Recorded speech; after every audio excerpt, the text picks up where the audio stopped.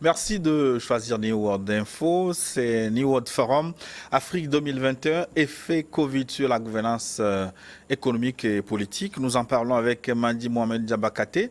Il est politologue, expert électoral. Il nous fait l'honneur de rester avec nous. Merci, monsieur Mandi Diabakate. C'est moi qui vous remercie. C'est toujours un plaisir.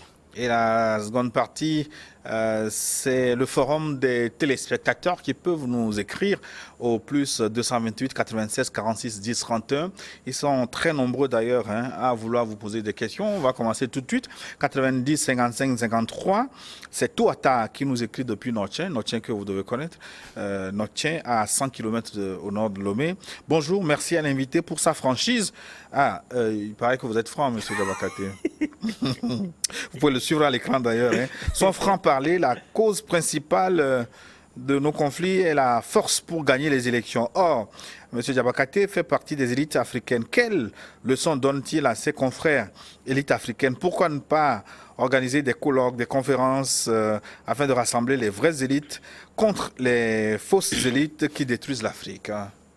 Alors, je dirais déjà, le choix de mes œuvres, quand j'écris, en réalité, non seulement j'aime parler de ce qui doit être à la génération actuelle, mais j'aime également aussi prendre le pari avec l'histoire pour dire que cette idée avait été déjà proposée et les gens ne l'ont pas mis en application.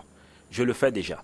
Maintenant, quand vous parlez des colloques et autres, en réalité, organiser un colloque, tout ça, ça devient une mafia. On finance un colloque qui arrange les intérêts. Et donc, si vous faites un colloque qui n'arrange pas les intérêts de ces gens, comment est-ce qu'ils vont le financer? De l'autre côté, au-delà des colloques, au-delà de tout ce que nous avons dit, il y a ce qu'on appelle la volonté politique. Est-ce que la vision de nos gouvernants en Afrique, c'est de développer leur pays ou c'est de conserver leur pouvoir? Quand vous prenez aujourd'hui un État comme Dubaï, il y a 50 ans, c'était un désert. C'était un désert. Mais aujourd'hui, les gens en ont fait un pays qui attire tout le monde. Parce que non seulement les gens se sont assurés d'avoir le pouvoir, mais ils ont pris les moyens pour pouvoir développer et mériter de conserver le pouvoir. Alors que dans d'autres pays, la seule et unique obsession, c'est comment conserver le pouvoir. Et donc, s'il n'y a pas cette volonté politique, qu'est-ce que vous pouvez espérer? Si quelqu'un qui a pu dire sur Deutsche Welle qu'au maximum 3 mandats, c'est largement suffisant, a répondu en toute humilité à l'appel de ses militants pour faire un 4e mandat, ça veut dire que la volonté politique fait défaut. Si quelqu'un qui a été opposant durant plus de 30 ans, finalement au pouvoir, se comporte comme ceux qu'il critiquait lorsqu'il était de l'opposition, c'est une question de volonté politique. Et dans tout ça, quand vous avez une élite... le contexte aussi qui dicte... Non, dans tout ça, quand vous avez... façons de faire. Non, ce n'est pas le contexte, c'est la volonté. Quand vous avez une élite qui finalement se dit « Ah, tant que moi j'ai pour moi, pourquoi je vais me plaindre? Est-ce que moi j'ai rêvé d'être président? Ah, s'il veut être président, il n'a qu'à être président, l'important c'est que pour moi ça tombe. » Quand vous avez des élites qui arrivent à ce niveau, vous comprenez que l'Afrique est en danger. L'Afrique est foncièrement en danger. Et pour couronner le tout... Ce n'est pas une forme de résilience de ces élites aussi qui sont parfois persécutées? Non, vous savez, ça veut dire que ce sont des élites qui n'ont jamais eu de conviction. Disons les mots qu'il faut. Ce sont des gens qui n'ont jamais eu de conviction et qui, en réalité, ne réfléchissent pas plus loin que leurs pensées. C'est tout. Ils ne pensent pas au-delà de leurs pensées. Et pour ça, ils font avec. Parce que quand vous avez des convictions, quand vous avez une vision, peu importe les difficultés auxquelles vous faites face, vous restez cette personne qui continue par défendre sa conviction ou autre. Mais quand vous êtes de ceux qui disent « Ah, il faut quand même que je puisse payer mes factures, il faut quand même que je puisse... » Alors, c'est vers là où on va. Alors, je voudrais dire à mon frère que être intellectuel ou bien être élite, ce n'est pas seulement être diplômé. C'est une question de mentalité collective et à nous tous, à différents niveaux, dans nos pays africains, il est de notre devoir de pouvoir rappeler ce qui doit être. Je et vous de remercie. pouvoir ramener les gens à ça. Je vous remercie pour la fluidité et la précision du débat. C'est notre téléspectateur. J'aimerais avoir le contact de M. Diabakate, mais ça, je vais le renvoyer au centre que vous avez créé. Vous avez un centre pour la gouvernance où vous faites passer vos idées au sein de la jeunesse. Effectivement, il y a le Centre pour la gouvernance démocratique et la prévention des crises. Je pense qu'il peut le retrouver sur le site. Il peut, à partir de là, rentrer en contact. Ou même, il y a une page Facebook pour le centre CGDPC qu'il pourra toujours trouver et entrer en contact avec moi. CGDPC, Centre pour la gouvernance démocratique et la prévention des conflits. 91 24 44, que dit-il? 91 24 44. Votre invité m'a dit, Mohamed Diabakate, a vraiment une analyse parfaite de la situation des réalités politiques. Espérons qu'un jour, une fois aux affaires, il prendra les bonnes décisions. Chapeau, c'est Mustapha qui nous écrit. Le plus important, à mon avis... Qu'est-ce qui vous fait dire que vous n'êtes pas un petit Condé Non, le plus important, à mon avis, ce n'est pas être aux affaires avant de pouvoir contribuer à changer les choses. On peut le faire de différentes positions. C'est juste être satisfait que les meilleurs principes, les meilleurs idéaux sont appliqués par ceux qui sont aux affaires. 91 84 02. 91 84 02. Bonjour, je suis d'accord avec l'invité sur le thème du jour, que les dirigeants africains pensent plutôt à leur population qu'à leur intérêt personnel. C'est à ce seul prix qu'on peut repousser le terrorisme en Afrique. Jonathan depuis Sotobois. Okay. Merci à tous et je suis content de voir que je pense comme beaucoup d'autres compatriotes. Oui, m'a dit Mohamed Diabakate, je vous pose cette question parce que vous savez ce dont je parle. Est-ce qu'il y a réellement une relation entre le terrorisme et l'islam? Vous savez, ce sont des questions où, quand on le pose en tant que musulmans, nous sommes braqués parce que le terrorisme ou la notion... Vous ne devez pas l'être? Non, nous sommes braqués parce que nous trouvons qu'il n'y a aucun lien. Pourquoi? Parce que d'abord, l'islam ou le concept de terrorisme n'a pas commencé avec la religion musulmane. Ça a existé sous d'autres formes.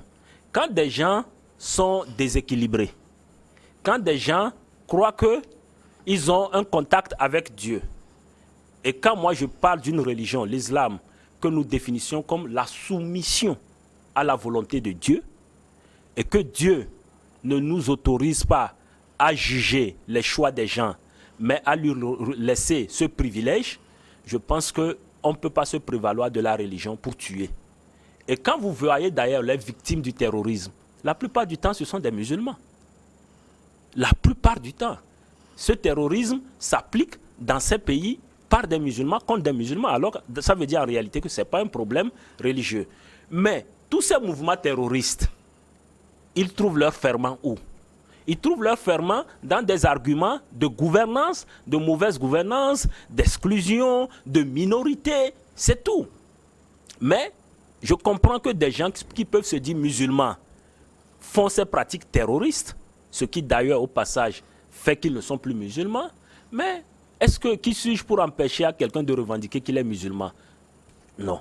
Mais pour moi, il n'y a aucun lien entre ces religions et ces pratiques, mais il y a des individus se réclamant de la religion musulmane qui se laissent tenter par ces pratiques ou qui veulent même mener ces pratiques au nom de la religion musulmane. C'est ça le problème. Oui, ils sont très très nombreux à vous écrire. Ils peuvent continuer au plus 228 96 46 10 31, plus 228 96 46 10 31. Nous allons répondre au 90 01 16. 90 01 16. Alors, il a posé plusieurs questions. Comment asseoir l'éthique au sein de la CEDEAO? Que faire pour les élections crédibles de nos pays? Nous sommes des pays colonisés de la France. Comment comprendre que ce qui n'est pas toléré en colonie mère passe en pays colonisé? Comment asseoir les institutions fortes dans nos pays en lieu et place des hommes forts? Alors, aujourd'hui, nous avons des hommes forts, mais est-ce que ces hommes forts ont la volonté de faire évoluer les choses? Qu'on veuille ou pas, prenons juste l'histoire du Togo. On a pu arriver à un changement, on a pu obtenir la CNDH, on a pu aller à la conférence nationale parce qu'il y avait une volonté politique qui a rencontré un message et qui voulait aller ou changer les choses. Donc, tout va tourner autour de la volonté politique. Maintenant, quand on parle de la CEDEAO, aujourd'hui, nous parlons d'éthique. L'éthique, elle est importante et elle doit gouverner tous les actes. La CEDEAO a des textes, et je dirais que ce sont d'ailleurs les textes les plus intéressants sur le continent, que ce soit au niveau des organisations régionales ou de l'Union africaine. La CEDEAO a pris beaucoup d'avance et beaucoup de principes ont été actés. Mais comment est-ce qu'on applique ces principes? Comment est-ce qu'on applique ces principes quand il s'agit de Gilles? Comment est-ce qu'on applique ces principes quand il s'agit de Sylvestre? C'est ça le vrai problème aujourd'hui au niveau de cette organisation sous-régionale. Et dans tout ça, il y a les États qui animent. Et ces États envoient des fidèles pour animer cette organisation. Donc, à un moment donné, il faut qu'on puisse quand même relever la crédibilité ou bien, vous avez vu par exemple la fondation Mo Ibrahim qui a édicté des critères pour apprécier les chefs d'État. Je pense que être président en exercice de la CEDEAO ne doit pas être juste une rotation parce qu'on est à la tête d'un État, mais il doit être possible seulement à qui répond à ces critères qui sont édictés. Il faut y arriver un jour. Être à la tête de la commission de la CEDEAO, ce n'est pas seulement parce que tel pays veut envoyer quelqu'un, mais il faut qu'on s'assure que la personne qu'on envoie a toutes les valeurs. C'est quelqu'un qui peut exister au-delà de celui qui l'a envoyé à ce poste. Il y a une indépendance du commissaire de la CEDEAO qu'on doit chercher, celui qui est le président de la commission de la CEDEAO. Il faut arriver à cette indépendance. Et dans tout ça, il y a des textes sur lesquels l'organisation est censée fonctionner. Ceux qui l'appliquent, ceux qui supervisent, il faut qu'ils puissent avoir le courage de le dire. Vous savez ce qui est intéressant dans les rapports d'observation électoraux de la CEDEAO? C'est qu'en réalité, vous n'avez aucun communiqué à faire à la fin sur le processus en soi-même. C'est juste confirmer que vous étiez là, que vous avez vu. Et individuellement pris, les membres de cette commission ne peuvent rien dire, sauf le chef de mission. Pourquoi? Parce qu'on veut canaliser tout, parce qu'on veut s'assurer que ce qui est accepté, ou bien ce qu'on a donné comme consigne au chef de mission, puisse passer. Mais en tant qu'expert électoral, je profite pour ouvrir cette parenthèse. Est-ce que vous pensez que ces missions d'observation sont nécessaires pour crédibiliser les scrutins en Afrique? Vous savez, on est dans un contexte où les gens ne se font plus confiance. Et ils ont cru que ces missions peuvent servir à quelque chose. Mais avec le temps, on a réalisé que ces missions, ce sont des procès-verbaux pré-rédigés même, que les gens ont, et ils viennent s'asseoir, ils ne font que remplir la page, il y a eu incident ici, et puis, et on termine avec la formule la plus célèbre, ne sont pas de nature à entacher le scrutin. Finalement, ces missions d'observation deviennent des instruments de blanchiment des élections mal organisées. Effectivement. Et donc, en réalité, ce que je veux préciser, ceux qui font les missions d'observation électorale ne sont pas des experts électoraux. Un expert électoral, c'est quelqu'un qui participe et qui met en place un système électoral. C'est quelqu'un qui permet de suivre tous les leviers et étapes du processus et les corriger en fonction des standards qui existent. Mais quand vous prenez des touristes qui débarquent peut-être 3 mois avant les élections ou 1 semaine avant les élections pour se pavaner, vous ne pouvez pas attendre d'eux un travail technique à la fin. Sinon, c'est juste une impression sur le tas qu'ils vous donneront et ça sera toujours le même refrain. 90 28 41. 90 28 41, c'est votre homonyme Mohamed qui nous écrit de Casablanca, au Maroc. Bonjour le plateau, félicitations à votre invité. Il nous faut des éclaireurs en politique comme votre invité, au lieu d'inviter des politiciens partisans. J'en ai reçu pour mon grade. Voici ma question. Avant d'annoncer officiellement le voyage d'un chef d'État dans un autre pays, est-ce que la diplomatie des deux pays ne se font pas d'abord une discussion de couloir? Est-ce que cette façon d'annoncer le voyage de Macron ne montre pas une fois encore que l'État français ne respecte pas les États africains? Et comment sortir de cette forme de néocolonialisme? Bon, vous savez, c'est vrai. Normalement, tout doit être confirmé, arrêté, avant d'aller de l'avant. Mais vous savez, avec tout ce que la France a fait sur le dossier malien, sauter de corde en corde là, il fallait que la France prenne l'avantage pour dire que c'est à son initiative à elle qu'elle va au Mali. Il fallait déjà communiquer psychologiquement et avoir le contrôle de la communication. C'est ce que la France a voulu faire. Sauf que ça s'est finalement joué contre eux parce que finalement, la mission n'aura pas lieu. Au-delà de tout, quand vous écoutez le président Macron dire qu'il a instruit les chefs d'État de la CEDEAO de prendre des sanctions contre le Mali. Mais c'est de l'embêtement. D'abord, il a embêté nos chefs d'État. Nos chefs d'État sont les plus à même d'apprécier la situation du Mali et de prendre les sanctions qu'il faut. Mais dans tout ça, comme je l'ai dit depuis le début, quand les élections parodies se faisaient au Mali, où était la France? Il faut aujourd'hui qu'à un moment donné, l'Afrique puisse ne pas quitter un maître pour aller vers un nouveau maître, ce que je déconseille, mais il faut que les États africains puissent prendre conscience qu'ils ont une valeur, ils ont une importance. On dit, si quelqu'un veut te montrer comment gérer ta maison, ça veut dire qu'il a des intérêts dans ta maison. Et donc, il veut s'assurer que tu gères ses intérêts comme il l'entend. À partir de ce moment, il faut juste s'asseoir d'égal à égal et poser les débats les plus clairs. Aujourd'hui, quand on me dit que la menace terroriste est réelle en Afrique de l'Ouest, je suis d'accord. Mais que font nos États en réalité, en dehors du fait d'attendre un financement des autres pays? Nous avons de l'argent qui est détourné pour des futilités. On peut les mobiliser et mettre à contribution nos armées pour éradiquer ce mal. Mais au même moment, je le dis, la solution n'est pas et ne sera pas uniquement militaire. Il y a un problème de gouvernance au fond. Et c'est ce problème de gouvernance qu'il faut essayer d'endiguer. Parce que que vous l'ayez voulu ou pas, ce qui se passe aujourd'hui dans nos pays africains, il se passe aussi dans un pays comme la France. On a eu des attentats en France et autres. Ceux qui ont commis ces attentats en France, c'était des gens qui se retrouvaient dans un monde où ils se disent exclus de la France, ou bien qu'ils n'avaient plus cette intégration qu'ils espéraient de la France. Ou c'est des gens qui viennent de milieux contre la politique étrangère de la France. Ou des gens qui viennent de milieux marginalisés dans ces États.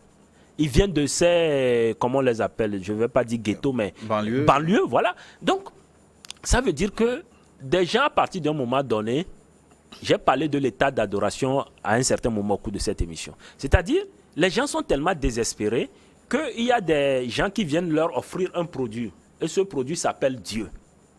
Et on fait tellement confiance à ce nouveau produit appelé Dieu que lorsqu'on vous dit après que c'est ce que Dieu recommande face à ce genre de choses, vous servez facilement de fusible. Oui, vous avez plusieurs fois appelé à la gouvernance, à une bonne gouvernance. Est-ce que les régimes de décentralisation dans lesquels les pays africains s'introduisent de plus en plus, notamment le Togo, est-ce que ça va résoudre ce problème, décentraliser les pouvoirs, impliquer beaucoup plus les communautés dans la gestion des affaires publiques? Alors, puisque vous voulez qu'on parle du Togo, décentralisation au Togo, avant les élections, on avait une grande mairie qui était celle de Lomé.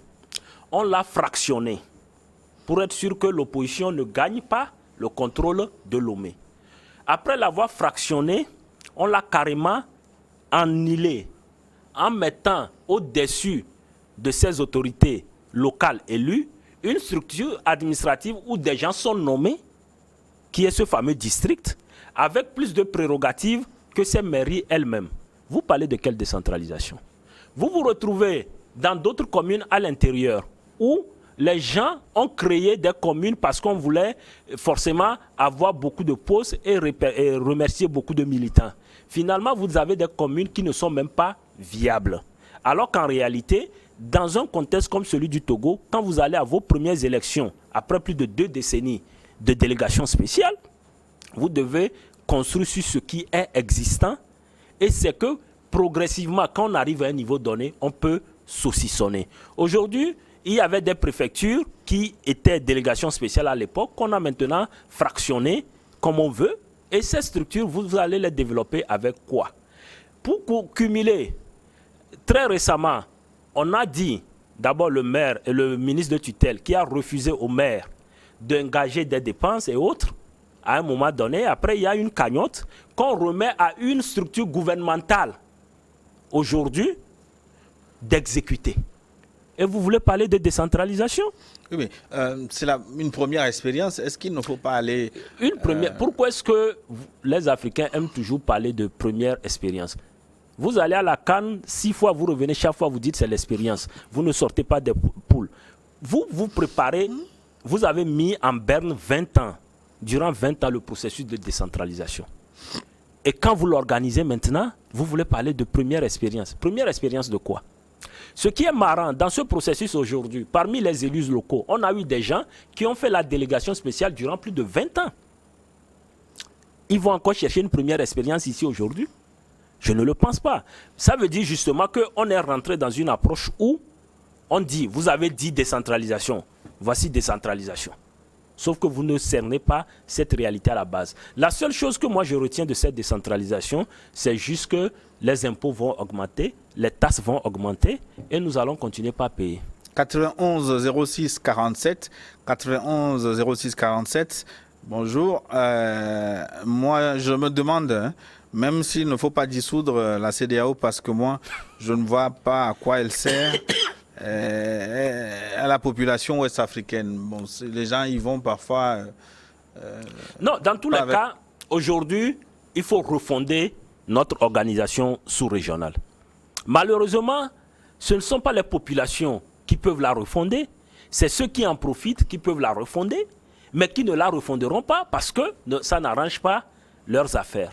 Mais à un moment ou un autre, ceux qui sont à la CEDEAO pourront percevoir de façon concrète ce que pensent les populations des États membres de cette institution sous-régionale.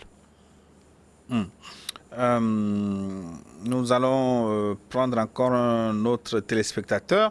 90, 99, 97, 90, 99, 97. Notre ami se réjouit de participer finalement à notre débat aujourd'hui sur plusieurs thèmes.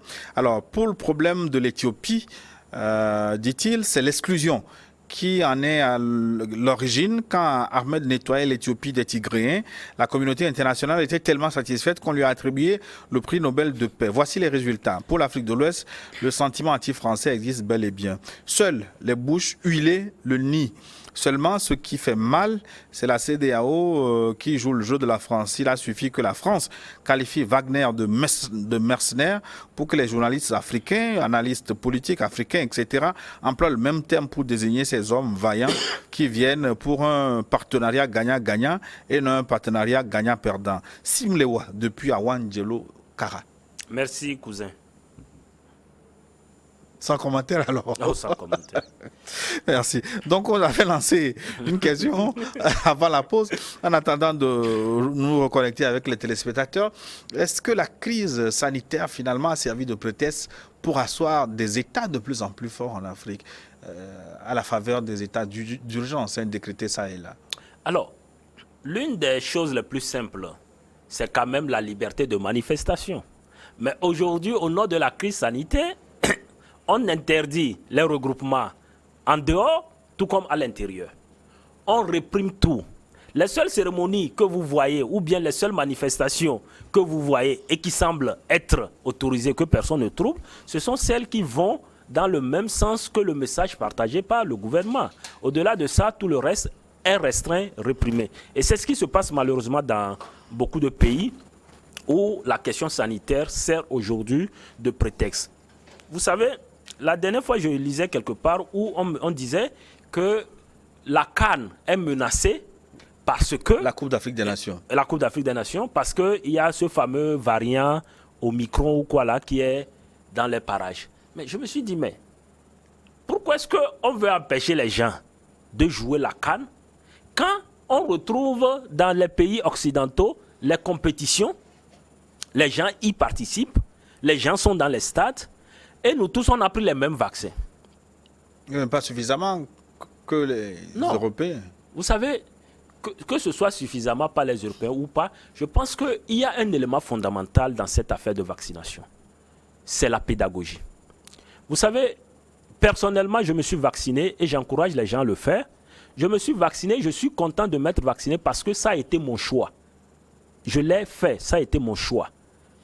Mais tous les vaccins que j'ai pris durant mon enfance jusqu'à un passé récent là, ça n'a jamais été mon choix parce que on me l'a fait d'abord à un moment où on disait que je n'avais pas le choix de décider, et les autres parce que c'était une obligation pour pouvoir voyager. Mais cette fois-ci, je me suis vacciné parce que j'ai réalisé un danger, et étant donné que mon grand-père ou mon aïeux n'a jamais fabriqué un vaccin, et que c'est les mêmes qui fabriquent vaccins, qui m'ont dit que ça, là, ça peut le faire. Je l'ai pris avec tous les risques, mais de façon volontaire. Est-ce que vraiment volontaire, si vous ne voyagez pas beaucoup, est-ce que c'est sûr que vous aurez pris vous savez, j'ai vu des gens mourir de cette maladie. J'ai vu des gens tomber. J'ai vu des gens qui ont des séquelles. Et je peux vous rassurer que je suis prêt à prendre plus de doses si on me dit que c'est la chose. Mais dans tout ça, j'ai juste une certitude. Quand mon heure va arriver là, vaccin ou pas, je vais partir. Mais de façon psychologique, c'est une question de choix. Maintenant, quand on se retrouve dans un contexte où on nous a appris à l'école primaire que le vaccin protège contre la maladie, et on a aujourd'hui un vaccin qui nous fait douter de tous ces principes ou bien de tous ces savoirs, il est normal de rassurer les gens.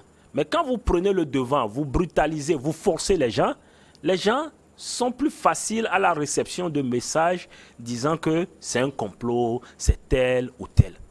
Laissons le choix aux gens.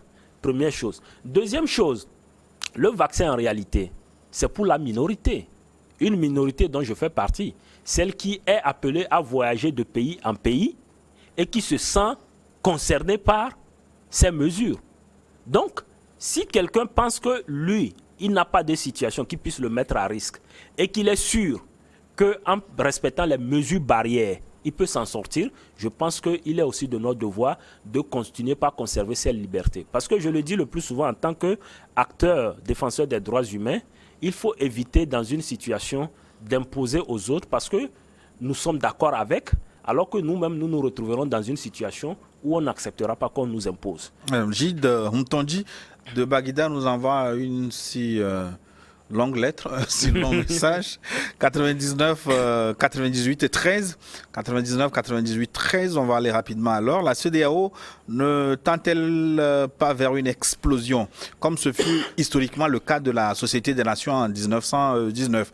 Il apparaît clairement que la CEDEAO est fragile, muette devant les crises constitutionnelles et électorales de la sous-région, s'attaquant souvent aux militaires républicains qui interviennent pour mettre fin aux régimes dictatoriaux comme en Guinée et au Mali et laissant le champ libre au régime volant les élections et modifiant la constitution pour briguer un troisième mandat. Donc, ce faisant, la CEDEAO ne viole-t-elle pas elle-même l'un des principes de convergence constitutionnelle, qui est la limitation du nombre de mandats à 2 dans les États membres? Or, la Côte d'Ivoire d'Alassane Ouattara, le Togo de Faure ont récemment modifié la constitution pour l'un et remis le compteur à 0 pour le second afin de se maintenir aux affaires. Au vu de ces constats, peut-on qualifier la CEDEAO de bande de syndicats ou de mafieux muets par la recherche d'intérêts? Sinon, quel instrument vaudrait-il pour la sous-région? Est-ce aussi la faute de l'Union africaine ou à l'ONU, puisque la CEDEAO a été créée sur les idéaux de ces deux? Merci. Donc, c'est Mtondi qui nous a écrit de Baguida. Oui, je pense que les préoccupations telles que étalées sont normales et c'est pour ça qu'il faut parler aujourd'hui de refondation de la CEDEAO.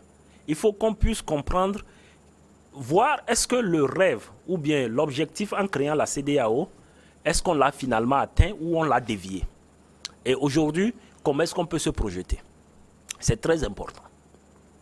Et dans le contexte actuel, malheureusement, tous les leviers au niveau de l'institution font que cette institution dépend essentiellement de la volonté des chefs d'État et de gouvernement. Et donc, tant qu'on n'aura pas une nouvelle génération au pouvoir dans ces institutions, on n'aura rien d'eau potable de ces institutions.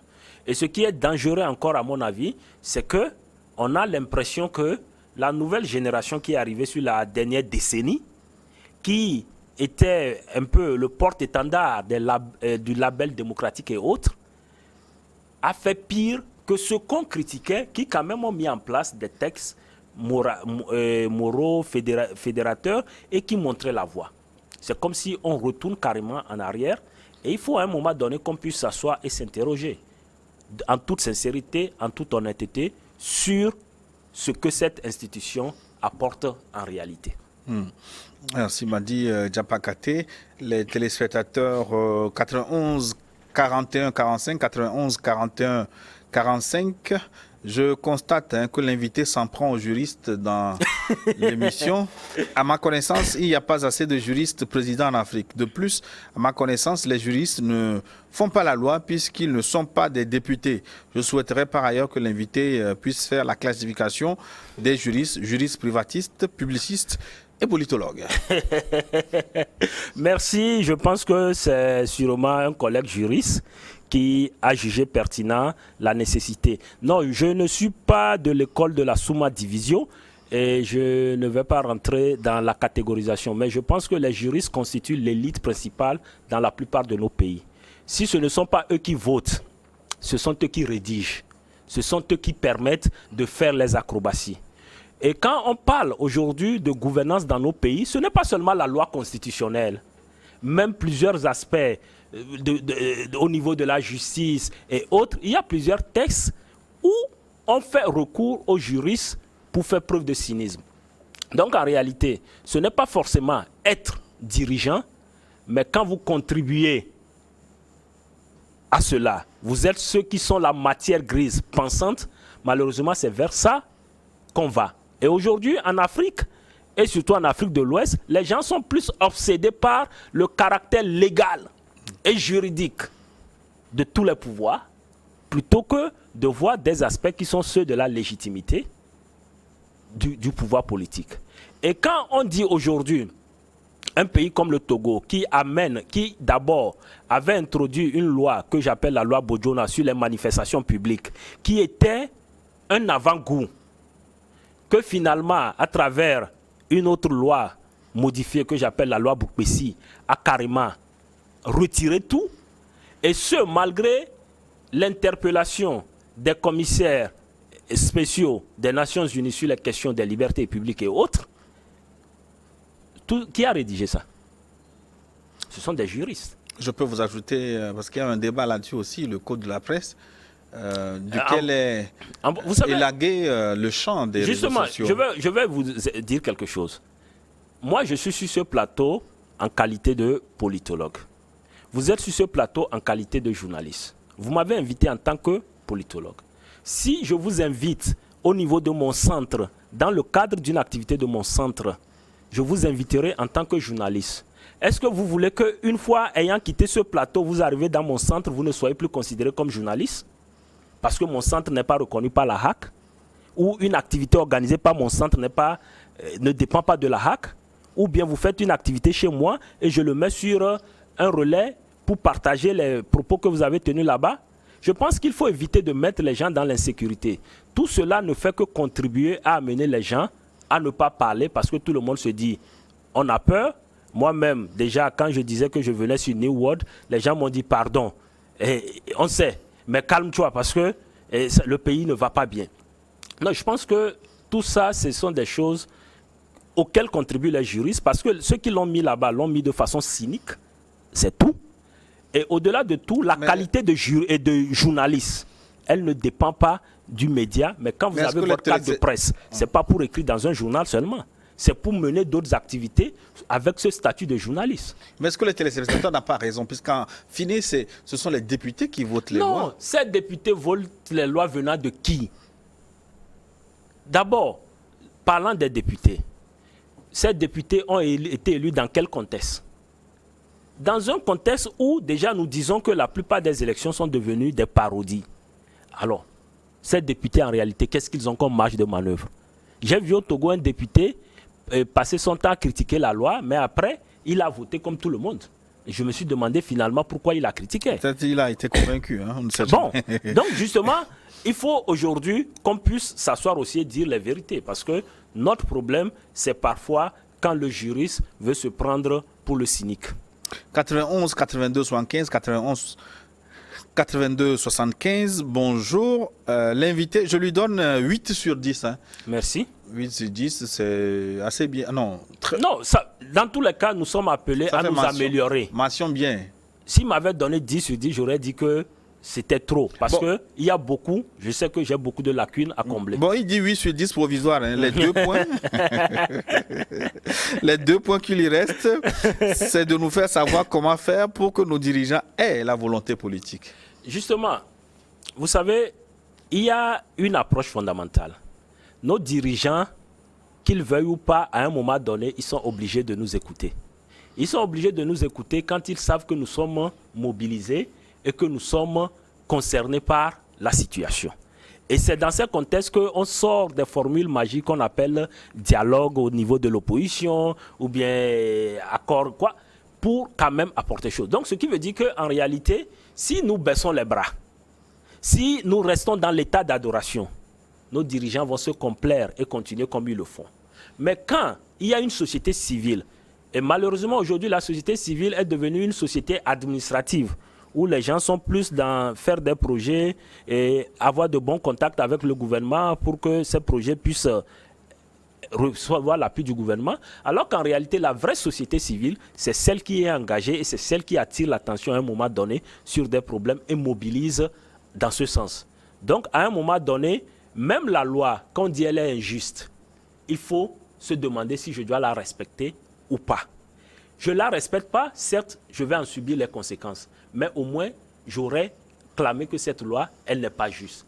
Donc, même quand on interdit les manifestations, si vous pensez que le problème que vous avez est un problème réel, sortez et exprimez-le de façon pacifique. Sortez et faites-le. On n'a pas besoin de violence parce que des gens cherchent parfois à voir les populations violentes pour trouver le bon prétexte pour les réprimer. Faites toujours preuve de non-violence, mais montrez que vous avez intérêt sur un sujet et les gouvernants vont vous répondre. 99 77 77, 99 77 77. Que pense l'invité du dernier sommet France-Afrique, le sommet de Pau, entre le président français et des acteurs de la société civile au nez et à la barbe des chefs d'État qui n'ont pas été invités? Non, vous savez, la France écoute. La France sait désormais que ce n'est plus seulement contrôler les chefs d'État, mais il faut quand même avoir le contrôle sur certaines voies de la société civile. Et c'est cette peau neuve que la France essaie de faire. Vous avez vu des gens poser des questions au président Macron. Les gens ont dit, mais c'était exceptionnel. Mais tous on a appris après que tout ça a été répété. Il y a eu une répétition. Donc ça veut dire que ce sommet, tout comme certains des mouvements de ce sommet, sont restés une pièce théâtrale qui a été mise en œuvre. Mais le vrai problème, l'Afrique et la France ont un lien. Nous avons des Africains qui sont binationaux. Nous ne pouvons pas couper le cordon ombilical avec la France. Mais le plus important, c'est ce partenariat gagnant-gagnant et non le partenariat gagnant-perdant auquel nous sommes confrontés aujourd'hui. Il y a un important thème sur lequel la France, à un moment donné, doit bouger. C'est celui de la monnaie de nos pays. Soit nos pays restent dans cette dynamique communautaire, mais avec une monnaie dont ils ont le contrôle de tous les leviers, ou bien, à un moment donné, il va falloir que la France se désengage des problèmes de monnaie en Afrique et nous laisse apprendre de nous-mêmes comment gérer. Je suis convaincu que si le Nigeria a une monnaie et il s'en sort, si le Ghana a une monnaie et qu'il s'en sort, un chef d'État d'Afrique francophone qui accepte l'argument de la France pour dire que c'est la France qui peut garantir, c'est que ce chef d'État se prend pour un majeur incapable. Sadick vous adresse ses félicitations. Seydou, depuis Mango, hein. On vous suit à Mango. Sûrement m'a dit Seydou. Alors, il dit il a besoin, enfin, qu'ils ont besoin des hommes exemplaires comme vous pour être bien éclairés. Rémi de Ijranaoué, que dit-il? J'apprécie bien l'émission et j'aimerais vous poser une question. C'est le 90 88 14, 90 88 14. Comment appréciez-vous la situation qui prévaut actuellement au Togo? Les journalistes et les activistes sont en prison. Il s'agit de 2 journalistes et d'un activiste, Fovi Katakou. N'est-ce pas la fragilité des opposants due au dénigrement d'autres opposants? Rémi, depuis Ejranaoui. Bon, je pense que dans ce dossier, est-ce qu'on a même besoin de mentionner les opposants? Je ne pense pas. Mais ce qui se passe, et comme je l'ai dit, c'est juste qu'à un moment donné, on veut nous divertir. En nous faisant croire qu'un journaliste n'est plus un journaliste lorsqu'il se retrouve sur un réseau social où il est invité en qualité de journaliste. À aucun moment au cours de ces émissions, ils n'ont été présentés comme des individus. Ils ont été présentés comme DP de 2 journaux. Donc, à partir de ce moment, je ne sais pas pourquoi est-ce qu'on peut leur dire que leur statut est mis en berne parce qu'ils ne se retrouvent pas sur un média agréé par la HAC. Il y a également un argumentaire. La nuance apportée par le procureur, c'est que le canal sur lequel ils se sont exprimés n'est pas justement, contrôlé par l'autorité de régulation. Non, vous savez, Gilles, je pense que le procureur, il est dans son rôle. Il a reçu des instructions de son chef de tutelle. Il vient même d'être nommé récemment. Le plaignant d'ailleurs. Il vient même d'être nommé récemment. C'est son premier remerciement qu'il est en train de mettre à l'œuvre, c'est tout. Et il est dans son rôle. Mais l'erreur, c'est de vous baser sur ce que le procureur a dit pour crucifier ces journalistes. Non. Quand vous acceptez, parce que c'est ce qu'il dit, ou c'est ce que la nouvelle loi introduite est en train de dire, il faut rappeler que cette loi même n'est pas forcément totalement rentrée en vigueur dans la mesure où elle est dans une phase transitionnelle. Je dis bien, un journaliste, quand moi je l'invite au CGDPC pour faire une activité, j'ai la latitude de partager sur ma page Facebook les propos tenus par ce journaliste. Et il les a tenus en qualité de journaliste. Je ne l'ai pas invité comme un individu lambda pour venir se pavaner chez moi. Donc, est-ce que ce n'est pas la loi qu'il faut réécrire plutôt que de... Vous savez, que ce soit la loi qu'il faut réécrire ou pas, je constate seulement que des hommes de Dieu, maintenant, ne savent même plus comment tendre la joue. Mais c'est aussi une réalité. Ce qui se passe aujourd'hui dans notre pays, c'est une façon d'amener les gens, de terroriser les gens et d'amener les gens au silence.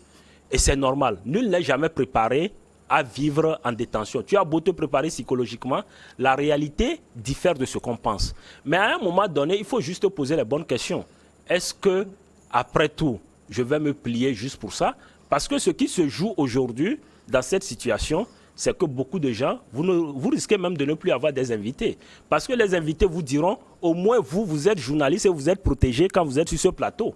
Mais eux, en tant que citoyens, ils ne sont pas protégés.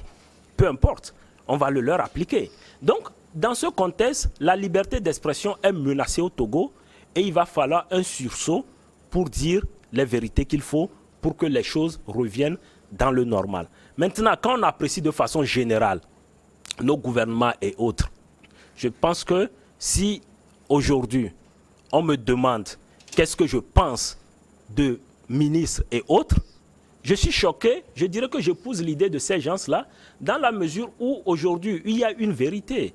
Depuis qu'on a parlé de cette affaire de déclaration de biens, combien de personnes se sont pliées? Peut-être il faudra vérifier auprès du médiateur ou de la médiatrice. Vous savez, on a vu la déclaration des biens des présidents du Niger, du Burkina Faso. Là, les déclarations sont publiques ici. Oui, les mais justement, c'est ce que je vous dis, qu'il ne faut pas écrire des lois pour emmerder les gens, pour se protéger soi-même. En réalité, à quoi sert la déclaration des biens? C'est pour qu'on sache. Maintenant, quand moi, quelqu'un vient même déclarer des biens, excusez-moi, Gilles, je suis sincère, par la grâce de Dieu, j'arrive à m'en sortir. Mais quand je vois les réalisations de certains Togolais, je pense que ces gens doivent aller devant une juridiction pour corruption. Parce que quand vous voyez les revenus et autres, vous comprenez qu'il y a un problème éthique quelque part. Oui, mais est-ce que vous, à l'œil nu, est-ce que vous pouvez avoir Gilles, si tu as regard sur tous les revenus? Ça, c'est une question. Non, il faut qu'on soit sincère. Quels sont tous les revenus? Quels sont tous les revenus? Quand vous êtes employé, vous avez une fonction principale. Le reste, si vous avez d'autres activités, vous les déclarez, ok? Et ces activités, si vous les déclarez réellement, je peux comparer vos déclarations fiscales pour vous dire finalement combien vous avez gagné sur 2 ans ou 3 ans. Et je peux évaluer le bien que vous avez pour vous dire que vous êtes un voleur. On va conclure cette émission parce qu'il nous reste moins de 5 minutes. Alors, j'avais prévu une question. Pourquoi les oppositions s'étiolent en Afrique? Non, vous savez, elles sont étouffées. Quand durant 30 ans, vous promettez à une même femme que vous allez l'épouser, vous allez organiser une cérémonie grandiose. À un moment donné, face à votre incapacité de mobiliser l'argent pour faire la cérémonie, vous-même, vous n'avez plus envie de vous présenter devant elle pour lui dire que le mariage, c'est pour bientôt. Et c'est ce qui se passe aujourd'hui avec l'opposition dans la plupart de nos pays. Au Togo, vous avez une opposition trentenaire, dont la plupart des points focaux sont en voie de disparition. Et au même moment, vous avez une population qui est tellement déçue et qui a fini par se résigner dans une approche de syndrome de Stockholm, qui est celle d'accepter son sort et de rentrer dans l'état d'adoration. Dans d'autres pays africains, vous avez eu un début d'alternance avec des opposants qui sont arrivés, mais très vite, les anciens systèmes ont repris le contrôle, où ces opposants arrivés se sont organisés pour être encore de façon plus sophistiquée que les dictatures précédentes et conserver le pouvoir. Donc, ça fait qu'aujourd'hui même, les populations ont perdu toute confiance en les acteurs politiques. Que ce soit du pouvoir ou de l'opposition, on les considère tous comme des voleurs. C'est ce que les populations ont l'impression. Les gens pensent que la politique en Afrique, aujourd'hui, c'est pour s'enrichir.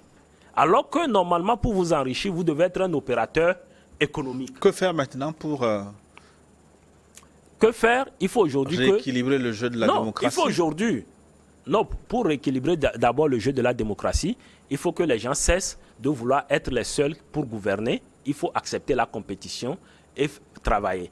De l'autre côté, quand vous prenez les partis d'opposition, vous avez des gens qui sont dans ces partis depuis 20 ans et qui ne laissent pas la chance à des jeunes d'émerger et autres, parce que dans la plupart de nos partis d'opposition en Afrique, vous restez jeune tant que vous êtes chômeur. C'est quand vous avez des revenus qu'on vous donne d'autres responsabilités dans le parti. Donc il faut aujourd'hui qu'on puisse revoir même, assainir en interne les partis politiques d'opposition, mettre en place des structures qui permettent aux gens de faire carrière dans ces partis et de proposer de nouvelles idées. Ce n'est pas celui qui a l'argent en poche qui dirige un parti, mais c'est l'argent des militants qui permet de diriger un parti. Donc tout jeune qui compte sur les 1000 francs de transport du président du parti, je suis désolé, il ne pourra pas faire évoluer les choses, sinon juste acclamer ce que dit le président de son parti, qu'il soit d'opposition ou pas. Merci infiniment, Mohamed Madi Diabakate, d'être passé une fois encore chez nous. C'est moi qui vous remercie. Je présente mes meilleurs vœux pour l'année prochaine et j'espère que notre pays, le Togo, ainsi que beaucoup de pays africains vont voir les choses évoluer et que l'espace de liberté va s'agrandir au lieu de se rétrécir. Et bonne heureuse année 2022. Merci. Nous remercions Gildas Jamadjako qui a assuré la réalisation de ce forum. Samuel Lanyala, la régie, les réseaux sociaux ont été assurés par Seignon Amaglo, à la caméra Rebecca Vessou, coordination technique Tata Adjibli. Merci de votre aimable attention. Dans un instant, une nouvelle édition sur votre chaîne. À très bientôt.